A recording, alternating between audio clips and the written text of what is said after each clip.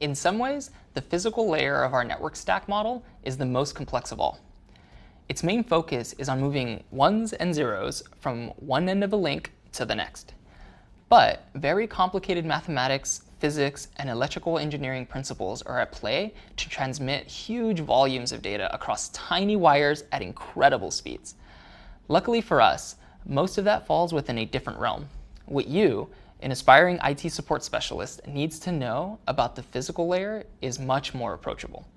By the end of this lesson, you should have a solid foundation in aspects of the physical layer that will allow you to properly troubleshoot networking issues and set up new networks. Let's dive in. The physical layer consists of devices and means of transmitting bits across computer networks. A bit is the smallest representation of data that a computer can understand. It's a 1 or a 0. These ones and zeros sent across networks at the lowest level are what make up the frames and packets of data that we'll learn about when we cover the other layers. The takeaway is that it doesn't matter whether you're streaming your favorite song, emailing your boss, or using an ATM.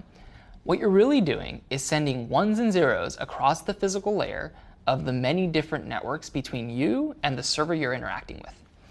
A standard copper network cable, once connected to devices on both ends, will carry a constant electrical charge. Ones and zeros are sent across those network cables through a process called modulation. Modulation is a way of varying the voltage of this charge moving across the cable.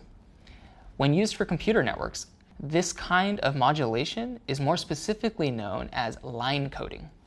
It allows devices on either end of a link to understand that an electrical charge in a certain state is a 0, in another state is a 1.